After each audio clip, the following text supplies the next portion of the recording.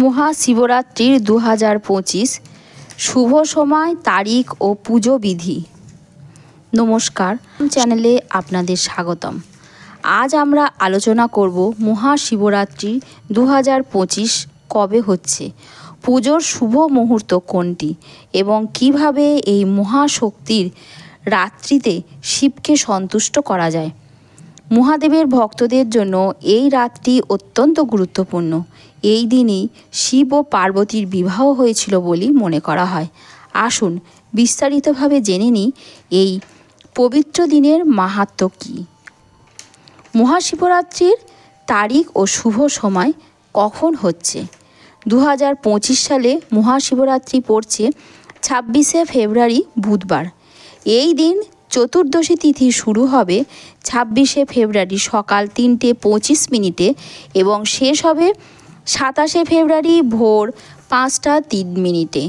মহাশিবরাত্রির মূল পুজো মুহূর্ত কবে এবং রাতের 4টি প্রহরের আলোচনা করব। প্রথম প্রহর সন্ধে 6টা 30 মিনিট থেকে রাত 9টা 30 মিনিট পর্যন্ত। দ্বিতীয় প্রহর রাত 9টা 31 মিনিট থেকে 12টা 30 মিনিট পর্যন্ত। তৃতীয় প্রহর রাত 12টা 31 মিনিট থেকে 3টে 30 মিনিট পর্যন্ত। আর চতুর্থ প্রহর হচ্ছে রাত 3টে 31 থেকে ভোর 6টা 30 মিনিট পর্যন্ত। এই সময় মহাদেবকে পঞ্চামৃত দিয়ে স্নান করানো, বেলপাতা, আকন্দ ফুল ও ধূপ দ্বীপ নিবেদন করা অত্যন্ত শুভ বলে আমরা সকলেই জানি। মহাশিবরাত্রির মাহাত্ম্য কথা। মহাশিবরাত্রি শুধুমাত্র একটি উপবাসের দিন নয়, এটি আত্মসংশোধন ও আত্ম উপলব্ধির দিনও বটে। এই রাত্রিতে শিব পুজো করলে কি কি ফল আমরা পাই। পূর্বজন্মের পাপ মোচন হয়, জীবনে সুখ শান্তি আসে, সাংসারিক বাধা দূর হয়, বৈবাহিক জীবন সুখময় হয়। এই দিন শিবলিঙ্গে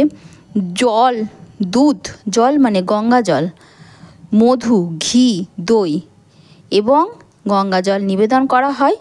মহামন্ত্র ওং নমঃ শিবায়, এই মন্ত্রটি যদি জপ করা হয় বিশেষ ফল লাভ করা যায়। মহাশিবরাত্রির পুজো পদ্ধতি নিয়ে আজকের আলোচনা। শিবরাত্রিতে কিভাবে পুজো করলে সর্বাধিক ফল পাওয়া যায় সেই পুজো পদ্ধতির আলোচনা। ব্রহ্ম মুহূর্তে স্নান সেরে শুদ্ধ বস্ত্র পরিধান করুন। 2 নম্বর হলো শিব মন্দিরে গিয়ে শিবলিঙ্গে জল, দুধ, বেলপাতা, ধূপ দ্বীপ নিবেদন করুন।